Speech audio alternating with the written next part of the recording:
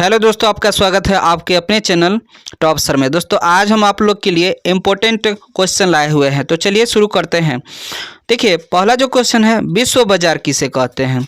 तो वैसा बाजार जहां विभिन्न देशों की वस्तुएं आम लोगों को एक ही जगह पर उपलब्ध हो उसको विश्व बाजार कहते हैं। कहने का मतलब है कि ऐसा बाजार जहां पर ना कोई भी व्यक्ति चाहे तो दुनिया भर के वस्तु वहां पर मिल जाए, उसको हम लोग विश्व बाजार कहते हैं। ठीक है ना।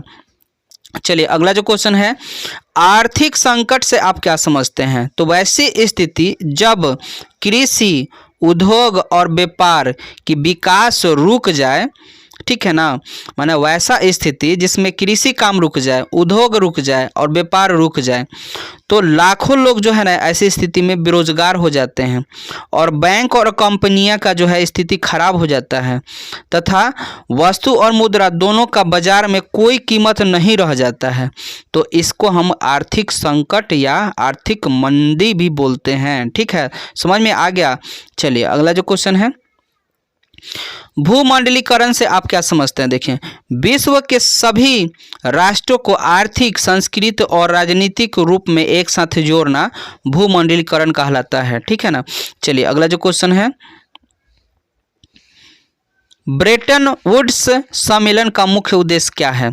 तो देखिए ब्रेटन वुड्स सम्मेलन जुलाई 1944 में अमेरिका के न्यू पसियार में हुआ था, जिसका मुख्य उद्देश्य औद्योगिक जो है विश्व में आर्थिक स्थिरता एवं रोजगार, पूर्ण रोजगार था। कहने का मतलब ये सम्मेलन अमेरिका जो है, ये सम्मेलन जो है ना अमेरिका में हुआ था। इसका मुख्य उद्देश्य था उद्योग को है, मतलब उद्योग में जो है रोजगार लाना। ठीक है ना। चलिए अगला जो क्वेश्चन है, रेशम मार्ग से आप क्या समझते हैं? तो रेशम मार्ग जो है एशिया से यूरोप को जोड़ने वाला एक प्रमुख व्यापारिक मार्ग है। कहने का मतलब है रेशम मार्ग जो है एशिया और जो यूरोप है इसको जोड़ने वाला मार्ग है। इस मार्ग से एशिया और यूरोप और जो है अफ्रीका जुड़े हुए थे। मतलब ये जो है रेशम मार्ग, इसी के वजह से ये तीनों जो है मतलब क्या है, एशिया, यूरोप और अफ्रीका आपस में जुड़े हुए थे। इसी मार्ग से चीन के रेशम का व्यापार होता था, इसीलिए इसे रेशम मार्ग कहा जाता है। चलिए अगला जो क्वेश्चन है, महान आर्थिक मंदी से आप क्या समझते हैं? तो देखिए महान आर्थिक मंदी 1929 में आई थी। इस मंदी का असर संपूर्ण विश्व पर पड़ा था। कृषि क्षेत्र इसका सबसे बुरा प्रभाव पड़ा था, कृषि क्षेत्र पर इसका सबसे बड़ा प्रभाव पड़ा था। मंदी के कारण रोजगार, आय और व्यापार आदि में गिरावट आ गई थी। इस दौरान कृषि में उत्पादन अधिक हुआ था किंतु इसके मूल्य में भारी गिरावट हो गया था। ठीक है। चलिए अगला जो क्वेश्चन है, बहुराष्ट्रीय कंपनी क्या है? तो कई देशों में एक ही साथ व्यापार और व्यवसाय करने वाले कंपनियों को बहुराष्ट्रीय कंपनी कहते हैं। समझिएगा, कोई एक कंपनी है, कई देशों में व्यापार कर रहा है, कंपनी लगा रहा है, बहुराष्ट्रीय कंपनी है। एक जो है कंपनी, एक कंपनी कई जगहों पर, ठीक है ना, कंपनी लगा रहा है, बहुराष्ट्रीय कंपनी है। ठीक। चलिए अगला जो क्वेश्चन है, न्यू डील से आप क्या समझते हैं? तो देखिए आर्थिक मंदी के प्रभाव को समाप्त करने के लिए अमेरिका के राष्ट्रपति फ्रैंकलिन डी रूजवेल्ट ने 1932 ईस्वी में नई आर्थिक अपनाई, जिसे न्यू डील के नाम से जाना जाता है। न्यू डील, डील मतलब समझते हैं ना, डील करना, मतलब आर्थिक मंदी हुआ था ना उसको समाप्त करके और नई आर्थिक नीति लाई गई थी, उसी को न्यू डील कहा जाता है। ठीक। चलिए अगला जो क्वेश्चन है, विश्व बाजार तो हम लोग देख चुके थे, जहाँ सभी जगह सभी वस्तुएं मिल जाती है। चलिए अगला जो क्वेश्चन है, वाणिज्यिक क्रांति व्यापार के क्षेत्र में होने वाला अभूतपूर्व विकास और विस्तार जो जल और स्थल दोनों मार्ग से संपूर्ण विश्व तक पहुंचा।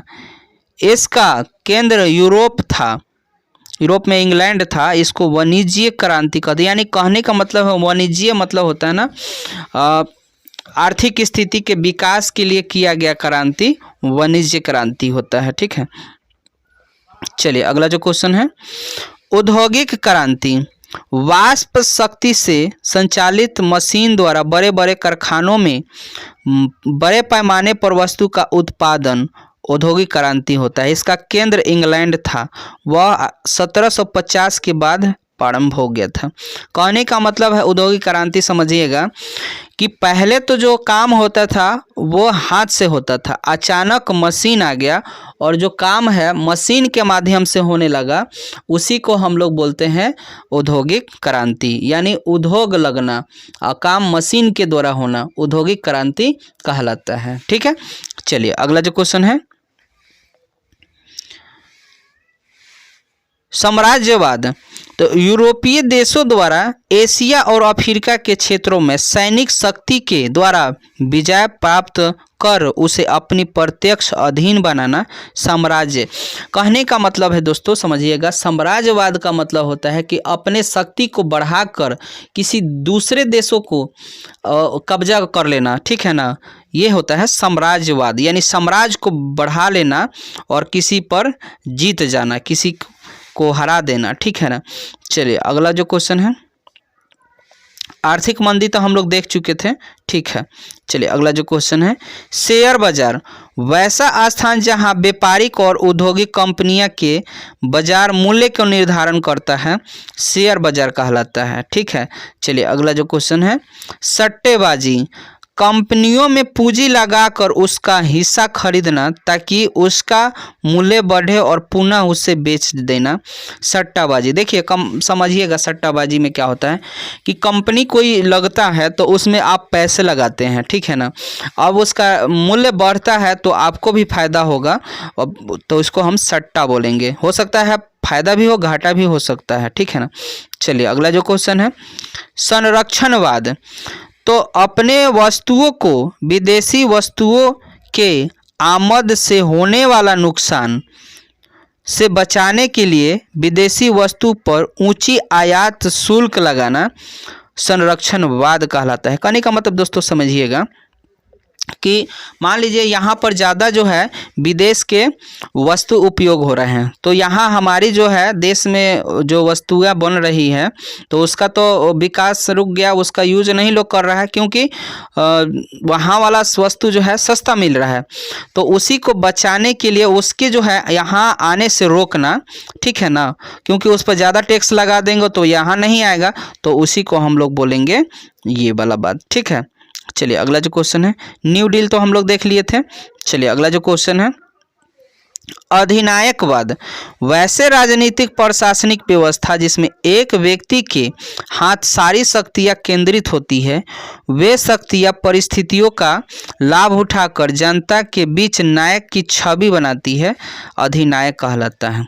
मतलब राजनीतिक तरीका से जनता के हित में काम करना अधिनायक है। ठीक है ना, चलिए अगला जो क्वेश्चन है, भूमंडलीकरण हम लोग जान चुके थे कि जीवन के सभी क्षेत्रों को एक अंतर्राष्ट्रीय रूप में दुनिया के सभी लोगों को आपस में जोड़ना और संपूर्ण विश्व एक बड़े गांव के रूप में परिवर्तित हो जाता है, इसको भूमंडलीकरण कहते हैं। ठीक है, पूंजीवाद। तो देखिए पूंजी पर आधारित एक व्यवस्था जो बाजार और मुनाफा दोनों पर टीका होता है, पूंजीवाद। कहने का मतलब है कोई व्यक्ति पूंजी लगाता है उसका लाभ उसी पर होता है, घाटा होता है तो उसी का होता है। ठीक, चलिए अगला जो, ये तो हम लोग देख लिए थे बहुराष्ट्रीय कंपनी अपने देश में भी लगाना। चलिए अगला क्वेश्चन है, उपनिवेशवाद। उपनिवेशवाद ऐसी राजनीतिक आर्थिक प्रणाली है जो प्रत्यक्ष रूप से एशिया और अविकसित अफ्रीका तथा दक्षिण अमेरिका में यूरोप देशों द्वारा त्याग किया गया था। इसका एकमात्र उद्देश्य था देश का आर्थिक शोषण करना। कहने का मतलब है कि उपनिवेशवाद उसको कहते हैं ना, जब कोई बड़ा देश किसी छोटे देशों पर अधिकार करता है, उसका शोषण करता है, उपनिवेशवाद कहलाता है। ठीक है, चलिए अगला जो क्वेश्चन है, गिरमिटिया मजदूर। तो देखिए उपनिवेशिक देशों के ऐसे श्रमिक जिन्हें एक निश्चित समझौता द्वारा निश्चित समय के लिए अपने शासित क्षेत्रों में ले जाते हैं और उन्हें मुख्यतः नकदी फसल गन्ने उत्पादन में लगाया जाता है।